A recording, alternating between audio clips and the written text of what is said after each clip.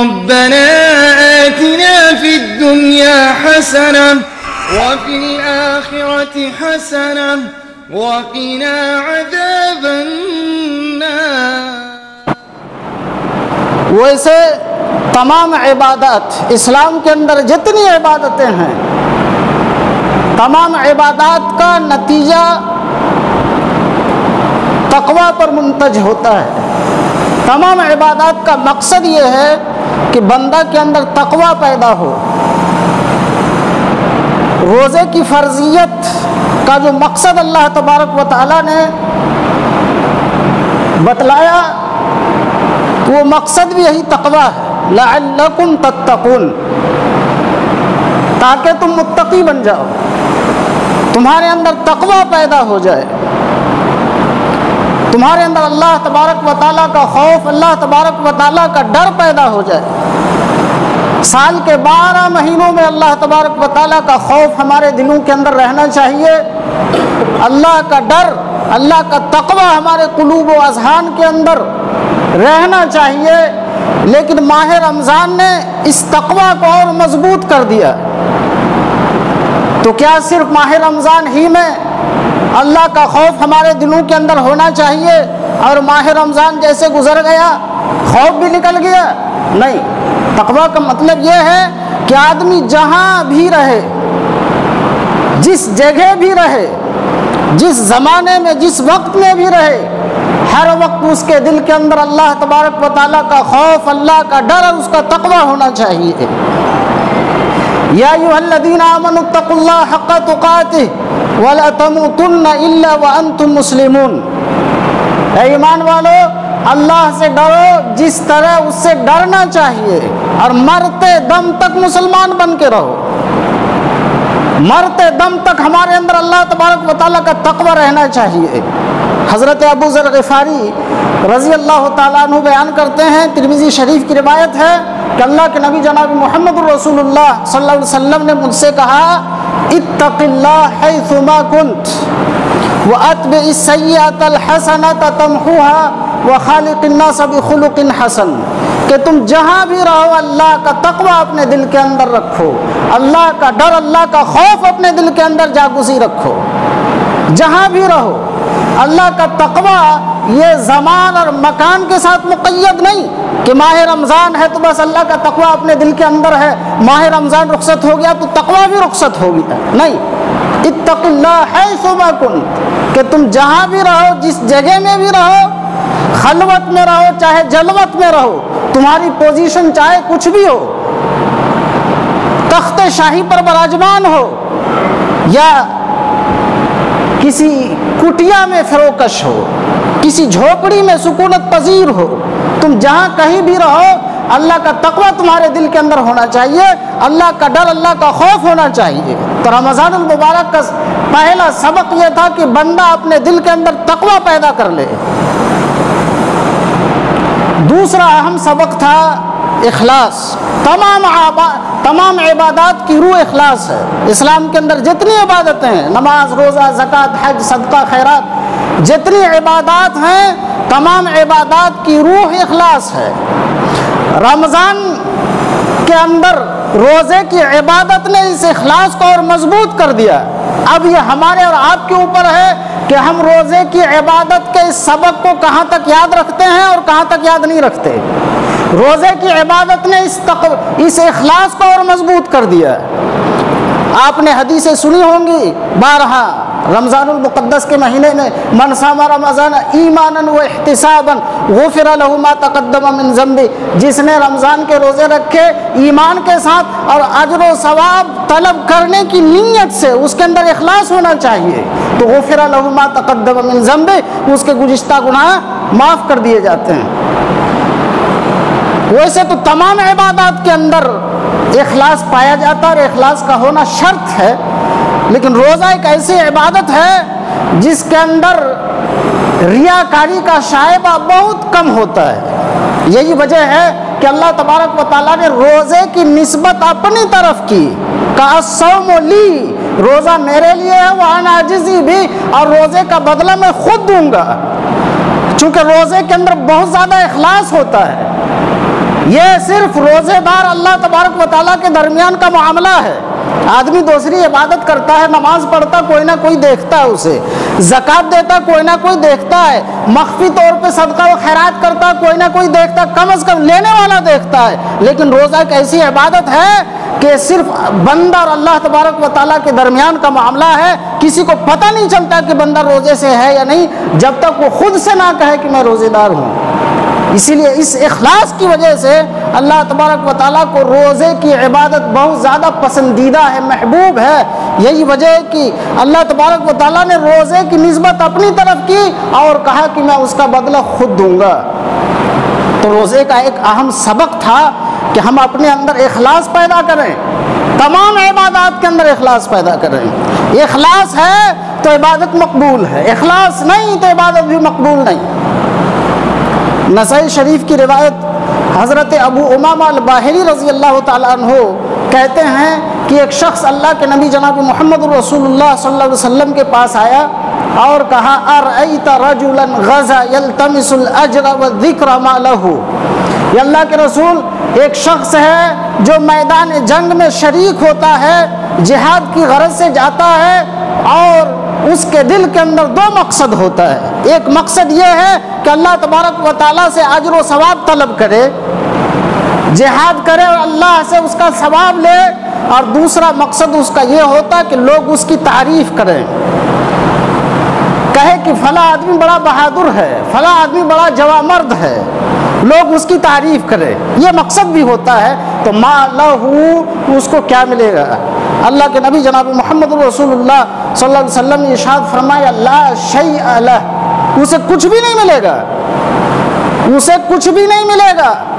اس شخص نے اس سوال کو 3 مرتبہ دہرایا اور نبی کریم صلی اللہ علیہ وسلم نے تینوں مرتبہ کہا لا شیء لہ، اسے کچھ بھی نہیں ملے گا. پھر اس کے بعد آپ صلی اللہ علیہ وسلم نے کہا ان اللہ لا يقبل من العمل الا ما كان له خالصا وابتغي به وجهه، کہ اللہ تبارک و تعالیٰ صرف اسی عمل کو قبول کرتا ہے جو اس کے لیے خالص ہو اور اس عمل کے ذریعے اس کی رضامندی مطلوب ہو. دیکھیے حدیث کے الفاظ پر غور کیجئے، کتنی تاکیدات ہیں. ان میں یہ بھی تاکید کے لیے ہے لا يقبل من العمل الا ما كان له خالصا، نفی کے بعد استثناء، یہاں بھی تاکید ہے. اور پھر اخیر والا جو جملہ ہے وابتغي به وجهه، پہلے ہی اخلاص کا معنی ادا ہو گیا تھا لیکن بعد میں پھر وابتغي به وجهه، اللہ تبارک و تعالیٰ کی رضامندی مقصود ہو. یہ پہلے جملہ کو مزید مؤکد کرتا ہے. اس کا مطلب یہ ہے کہ اللہ تبارک و تعالیٰ کے نزدیک صرف اور صرف وہی عمل مقبول ہے جس کے اندر اخلاص ہو، اور جس عبادت کے اندر اخلاص نہیں، اللہ تبارک و تعالیٰ کے یہاں اس کی کوئی اہمیت نہیں، اس کا کوئی اعتبار نہیں. تو روزہ کا ایک اہم سبق تھا کہ ہم اپنے اندر اخلاص پیدا کریں. اسی طریقے سے روزہ کا ایک سبق تھا کہ ہم اپنے اعضاء و جوارح کی حفاظت کریں، زبان کی حفاظت کریں، ہاتھ پیر کی حفاظت کریں، آنکھ کی حفاظت کریں، اعضاء و جوارح کی حفاظت کریں. بخاری شریف کتاب الصوم کی اس حدیث کے اندر روزے دار کے متعلق اللہ کے نبی جناب محمد رسول اللہ صلی اللہ علیہ وسلم نے فرمایا اذا کان یوم صوم احدکم فلا یرفث ولا یسخط، جب تم میں سے کسی شخص کے روزے کا دن ہو تو فحش گوئی نہ کرے، بیہودہ گوئی نہ کرے، اپنی زبان سے ناشائستہ الفاظ نہ نکالے، اپنی زبان سے غیر مہذب جملے نہ نکالے، ولا یسخب، اور شور و غل نہ کرے، ہنگامہ نہ کرے. یہ دیکھیے یہ ساری تعلیمات اعضاء و جوارح کی حفاظت پر مبنی ہے. فَإِنْ صَابَّهُ أَحَدٌ أَوْ قَاتَلَهُ فَلْيَقُلْ إِنِّي امْرَؤٌ صَائِمٌ، اگر کوئی اس کو گالی دے، اسے سب و شتم کرے، اس سے قتال کرے، اس سے آمد پیکار ہو، اس سے جھگڑنا چاہے، اس سے تنازع اختلاف کرنا چاہے، تو روزے دار کی کیا ذمہ داری ہے؟ اس کو گالی کا بدلہ گالی سے نہ دے، بلکہ کہ انی امرؤ صائم، میں روزے سے ہوں، میں تمہاری بکواس کا جواب نہیں دے سکتا، میں تمہاری گالی کا جواب نہیں دے سکتا، میں روزے سے ہوں. کیا مطلب ہے؟ یہ روزہ کی یہ تعلیم ہے، روزہ بندے کی یہ تربیت کرتا ہے کہ وہ اپنے اعضاء و جوارح کی حفاظت کرے، اپنے اعضاء و جوارح کی حفاظت کرے۔ بخاری شریف کتاب الصوم کی دوسری روایت کے اندر اللہ کے نبی جناب محمد رسول اللہ صلی اللہ علیہ وسلم نے ارشاد فرمایا کہ من لم یدع قول الزور والعمل به فلیس للہ حاجۃ فی ان یدع طعامہ وشرابہ، کہ جس نے جھوٹی بات اور جھوٹی بات پر عمل کرنا نہیں چھوڑا تو اللہ تبارک و تعالیٰ کو اس بات کی چندہ ضرورت نہیں کہ وہ اپنا کھانا پینا ترک کر دے، اپنا کھانا پینا چھوڑ دے۔ کیا پتہ چلا؟ اس حدیث کے اندر بھی اس بات کی تعلیم ہے کہ بندہ اپنے اعضاء و جوارح کی حفاظت کرے، زبان کی حفاظت کرے۔ تو روزہ کی ایک اہم تعلیم تھی کہ ہم اپنے اعضاء و جوارح کی حفاظت کریں، خاص طور سے زبان کی حفاظت کریں۔ تو زبان کی حفاظت کیا صرف رمضان بھر تک؟ اسے دیکھا بھی جاتا ہے کہ لوگ ماہ رمضان میں اپنی زبان کی حفاظت کرتے ہیں، لیکن کیا صرف رمضان تک ہی محدود ہے یہ تعلیم؟ نہیں۔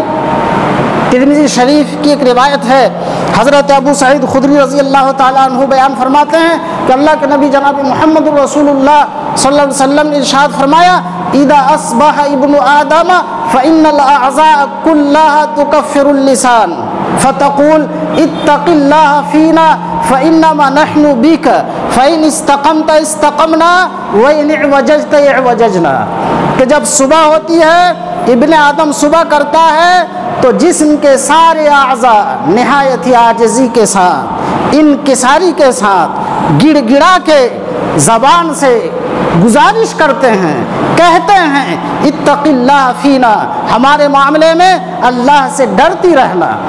سارے اعضاء زبان سے گزارش کرتے ہیں عاجزی کے ساتھ کہ ہمارے معاملے میں اللہ سے ڈرتی رہنا، اپنے آپ پر کنٹرول رکھنا۔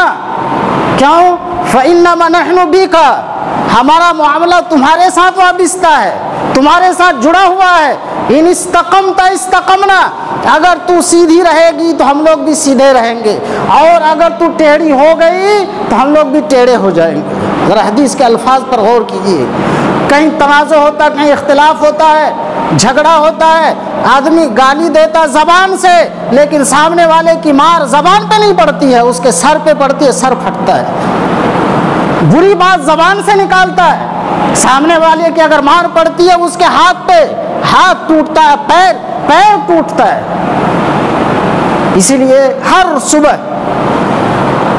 انسان کے جسم کے اعضاء زبان سے عاجزی کے ساتھ گزارش کرتے کہ ہمارے معاملے میں اللہ سے ڈرتے رہنا، اپنے آپ پر کنٹرول رکھنا۔ زبان کی حفاظت کی بڑی اہمیت ہے۔